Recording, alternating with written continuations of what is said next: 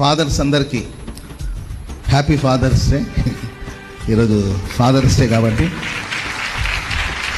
ప్రపంచంలో ఉన్న తండ్రులందరికీ శుభాలు తెలియచేస్తా ఉన్నాను. ప్రభు మిమ్మల్ని ఆశీర్వదించి దీవించుగాక. హల్లెలూయా.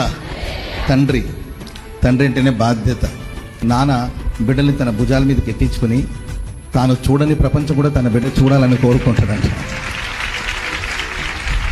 Praise the lord.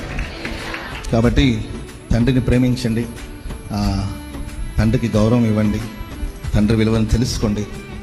తండ్రి ఆ ఇంటి క్షేమం కోసం, ఆ కుటుంబ క్షేమం కోసం ఎంతో కృషి చేస్తూ ఉంటాడు. దాన్ని గుర్తించి గమనించి, సరే ఆయనకి తిరిగి మీరు ఏదో ప్రతిఫలం ఇవ్వకపోయినా పర్వాలేదు, కానీ ఆయనకి మీరు తిరిగి మేలు చేయకపోయినా పర్వాలేదు, కానీ కీడు మాత్రం చేయొద్దండి. వాళ్ళు మన దగ్గర నుండి ఎదురు చూసేది ఏముండదు.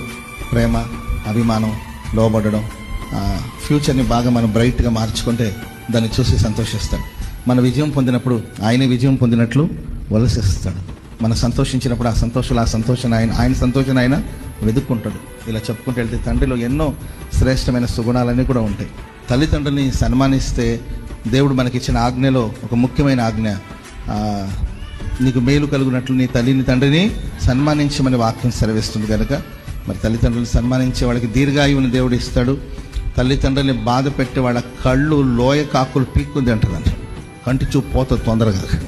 కాబట్టి తల్లిదండ్రులని ప్రేమించి కనపరిచమని కూడా ప్రేమతో తెలియజేస్తాం. హల్లెలూయా.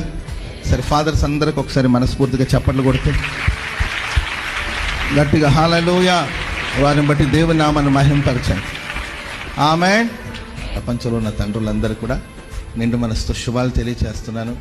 మీ ప్రయాసానికి, మీ కష్టానికి తగిన ప్రతిఫలం దేవుడు మీకు దయచేయునుగాక. ఆమేన్.